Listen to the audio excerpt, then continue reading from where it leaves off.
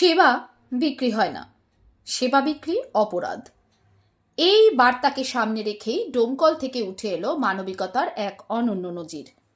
এক মুমূর্ষু মায়ের পরিবারের পক্ষ থেকে জরুরি রক্তের আবেদন পৌঁছায় স্বেচ্ছাসেবী সংগঠন উদয়ের পথের কাছে।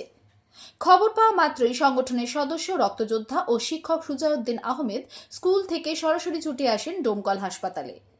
সময়ের সঙ্গে পাল্লা দিয়ে তিনি রক্তদান করে মায়ের চিকিৎসার জন্য প্রয়োজনীয় রক্তের ব্যবস্থা করেন এবং অসহায় পরিবারের পাশে দাঁড়িয়ে মানবিকতার উজ্জ্বল দৃষ্টান্ত স্থাপন করেন। উদয়ের পথে সংগঠনের পক্ষ থেকে জানানো হয়েছে, রক্তদান মহৎ দান, এক ব্যাগ রক্ত বাঁচাতে পারে একটি প্রাণ।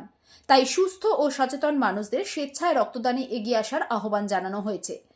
এদিনের এই মানবিক উদ্যোগে সদ্য সেরা রক্তদাতা সম্মাননা প্রাপ্ত রক্তযোদ্ধা রিপন মণ্ডলও উপস্থিত থেকে রক্তদানের সহযোগিতায় গুরুত্বপূর্ণ ভূমিকা পালন করেন। মানবিকতার এই আলো ছড়িয়ে পড়ুক সমাজের সর্বত্র।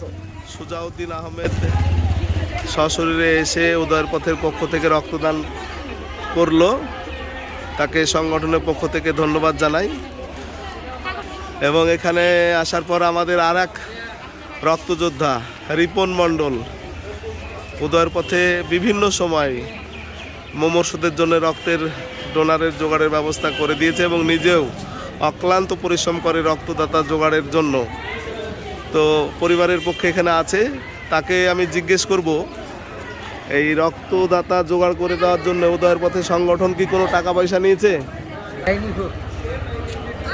খাবারের জন্য বা তেল খরচের জন্য কোনো টাকা নিয়েছে? কোনো টাকাই নেয়নি। আচ্ছা, আমি তার হাতে এই স্লিপটা তুলে দিচ্ছি।